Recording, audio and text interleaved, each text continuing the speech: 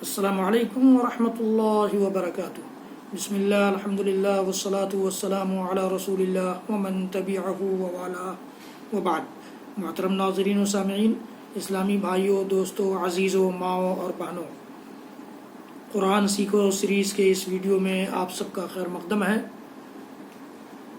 میں نے اس سے پہلے کی ویڈیو میں آپ کو قرآن کریم کی بڑی عظیم صورت انا انزلناہ فی لیلۃ القدر کا ترجمہ سکھلایا ہے۔ مجھے امید ہے کہ آپ نے اس سے فائدہ اٹھایا ہوگا۔ اس سے پہلے کی ویڈیوز میں اس صورت کے الفاظ سکھائے ہیں، یہ بھی مجھے امید ہے کہ آپ نے ذہن نشین کر لیا ہوگا۔ آج اسی صورت سے متعلق کچھ باتیں میں آپ سے عرض کرنا چاہتا ہوں کہ سب سے پہلی بات یہ کہ لیلۃ القدر یا شب قدر، یہ جان لیجئے کہ یہ رمضان کے مہینے میں آخری عشرے میں آتا ہے۔ یہ شب قدر آتی ہے، رات آتی ہے قدر کی، یہ آخری عشرے میں۔ اللہ کے رسول صلی اللہ علیہ وسلم نے ارشاد فرمایا ہے کہ تحروا لیلۃ القدر من العشر فی الوتر من العشر الاواخر، کہ آخری عشرے کی طاق راتوں میں 21ویں رات، 23ویں رات، 25ویں رات، 27ویں رات، 29ویں رات، ان 5 راتوں میں شب قدر کو تلاش کرو۔ ان 5 راتوں میں سے کسی ایک رات میں تمہیں شب قدر مل جائے گی۔ تو ایک بات تو یہ عرض کرنا تھا۔ اللہ رب العالمین نے اسی رات میں اس صورت کو نازل کیا ہے، یعنی یہ رات رمضان میں ہے، اس لیے قرآن پاک اس قرآن کو نازل کیا اللہ تعالیٰ نے، صورت نہیں، قرآن کو نازل کیا ہے اس رات میں، اور یہ رات رمضان میں، اس لیے یہ قرآن رمضان میں نازل ہوا ہے، یعنی لوح محفوظ میں اللہ تعالیٰ کے پاس سے لوح محفوظ میں محفوظ کر دیا گیا، پھر وہاں سے بوقت ضرورت کسی بھی مہینے میں، کسی بھی وقت میں، کسی بھی تاریخ میں، کسی بھی دن یا رات میں اللہ کے رسول صلی اللہ علیہ وسلم کے پاس جبریل امین لے کر آیا کیا ہے۔ پھر دوسری بات یہ بتانا ہے آپ کو کہ اس مہینے کی ان راتوں کی قدر بہت ضروری ہے۔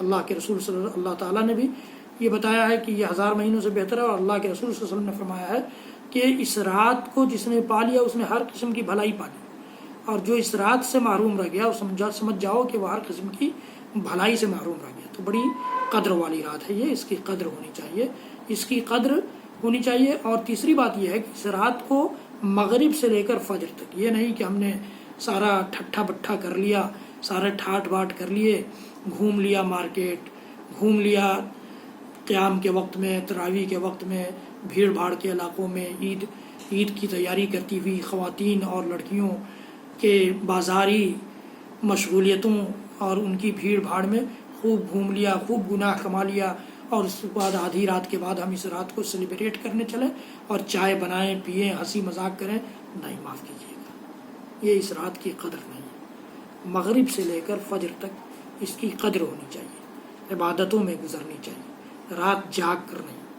اللہ کے سامنے رکوع کی حالت میں، اللہ کے سامنے قیام کی حالت میں، اللہ کے سامنے سجدے کی حالت میں، اللہ سے توبہ استغفار کی حالت میں، اللہ کے ذکر و اذکار کی حالت میں، اللہ کی کتاب کی تلاوت کی حالت میں یہ رات گزاری جائے۔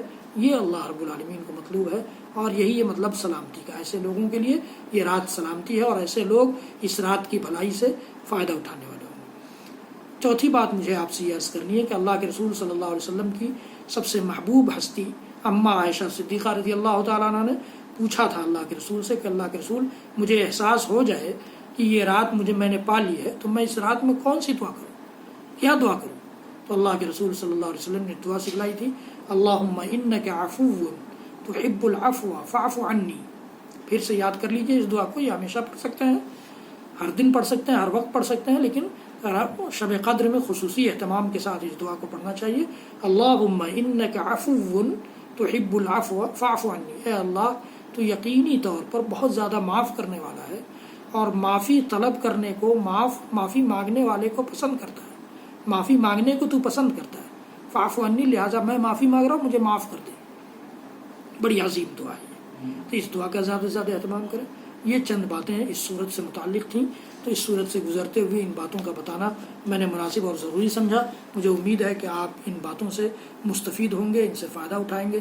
اللہ رب العالمین ہم سب کو کہنے سننے سے زیادہ عمل کی توفیق دے، اور میرے اس ویڈیو کو آپ زیادہ سے زیادہ شیئر کیجئے، لائک کیجئے، میرے چینل کو سبسکرائب کیجئے، بیل آئیکن ضرور دبائیے، اور سارے ویڈیوز دیکھنے کے لیے یوٹیوب پر جائیے، شاہد اقبال سنابری ٹائپ کیجئے، فائدہ اٹھائیے۔ اللہ رب العالمین ہم سب کو توفیق عنایت فرمائے۔ وصلی اللہ تعالی علی نبینا محمد وعلی آلہ وصحبہ وسلم۔